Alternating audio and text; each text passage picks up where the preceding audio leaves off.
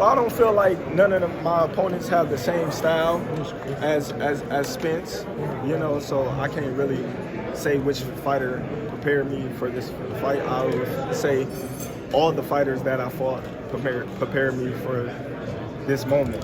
You guys have said that this fight is pretty even. You guys are fighting the best in each other. What's it going to take special this time around to come out on top? Well, just me being me. Me going out there fighting my fight, doing what I want to do, and just being Terence Crawford. That's it. What is Terence, your take did on you them bet- saying that you don't have the resume to fight someone like him? Well, you know, that just shows, you know, the lack of knowledge that these people hold when they say that. You know, a lot of people say that I don't have the resume. You know, I just laugh at them and say, okay, you know, come July 29th, it doesn't matter who I fought. I'm fighting you, and then we shall see. Terence, are you guys still betting the $1 million? I don't know. You haven't talked to him about it? You never brought it up or anything in conversation or anything like It that? wasn't brought up. Terence, how did you become so... Usually with fights like these, you know, and opponents like you guys, in the past, you know, it's settled by, you know, at least a rematch or a trilogy. Would you like to see a trilogy? Because usually that's when, you know, a boxer goes down in history and it's always, you know, associated with someone else. Well, listen, you know, we got to get past this fight first, and then we can talk about all those other fights. My main focus is this one fight right now, and that's July 29th against Erroll Spence. I'm not looking past him, I'm not looking over him, and I'm not looking for no rematch, no trilogy, or any of that sort right now. I'm looking at going out there and defeating Erroll Spence July 29th. Do you believe he's the best that you've ever faced? Well, I don't know. I always get that question every time I step foot in the ring with somebody, and they say, "Oh, well, Terence, this is the best fighter that you ever fought." I can't say that until after I fight. You Terence, feel how real did you become comfortable so talking to the audience for this fight? What's changed now? Why are you more comfortable speaking to the media? Because I know it's not one of your favorite things to do. I don't know. I guess it's something that you have to do. You know, I never been the type of guy to, you know, do a lot of talking. I just want to fight, but you know, I'm coming around. I guess, you know, experiencing age. Terence, how did you become so fluid going left or right-hander? I talk to people about it all the time. They say you're maybe the best they've ever seen do it. Well, it was something that I was practicing as a little kid, something that I've been doing since a youngin', and I just perfected it.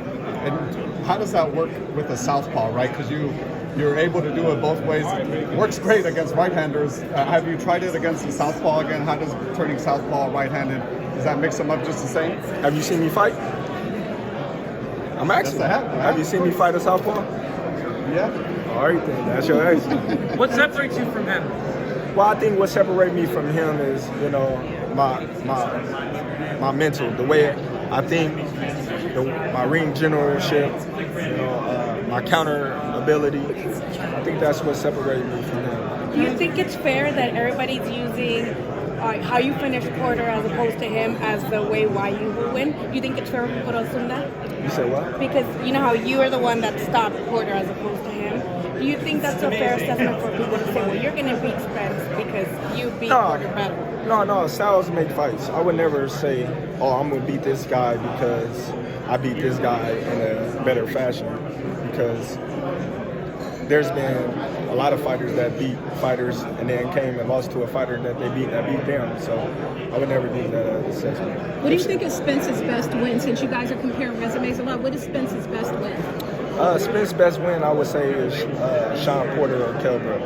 Terence, I saw you looking at Spence as he walked up, and then you kind of eyes on him the whole time, and then you guys started speaking when you guys were finally in front of each other. What words did you guys say to each other? We just, you know, acknowledge that this is it. You know, this is the moment that we both been waiting for, and it's here now. Your arm okay, brother? I saw you got like a little scratch on your arm. No, that ain't nothing. That's If styles make fights, like you say, then how do these two styles mesh between you and him? well, match up real well. You got one fighter that loves to come forward and be in an action-packed fight. You got one fighter that loves to move, counter, and stand in there and fight toe-to-toe. So it makes for a great fight. You think he'll try to box more instead of keep coming forward? You know, he feels like he did against Mikey Garcia, trying to box more once he feels the power.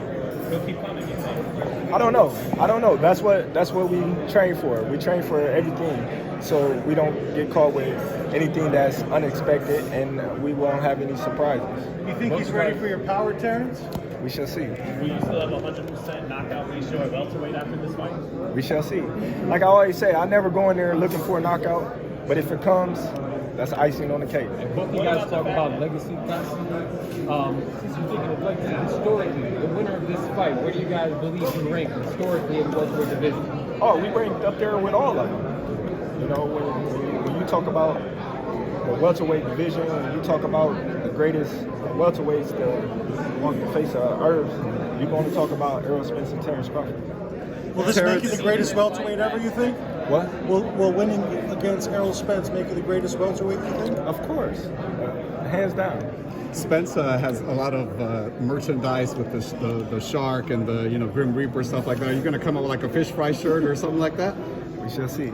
Terence, what about the fact that he's a fast starter and you're a slow starter? How does that play out in this fight? Well, look, you know, if you want to start out fast, if you want to start out slow, you can do what you want, you know, but come July 29th, we're going to be ready for whatever you bring to the table, and I'll assure you that. You almost not worry too much about those early rounds. You're not stressing about if they go the other fighter's way, and why is that? I don't believe that, you know, I'm losing all the early rounds. A lot of people would say, oh, we feel like he losing this round, he losing that round, you know, but on the scorecards it say different. So obviously, you know, I'm doing something right, and if Terence Crawford need to start fast, then that's what he'll do. Terence, you're a historian. How much does legacy mean? You said what? Well, listen, my plans right now is to become welterweight champion of the world, undisputed. That's it. That's my only plans right now, and that's the only thing I'm thinking about right now. What'd you make of this Tim Duncan Kevin Garnett comparison? Saying you're Garnett, he's Duncan. And listen, I'm Kobe. That's who I am. Who's he? If you're Kobe, who's he? Paul Pierce? Man, I don't know who he is. I don't know who he is, but he ain't beating me. All right, thanks, guys. We're going to let him travel Showtime for a minute.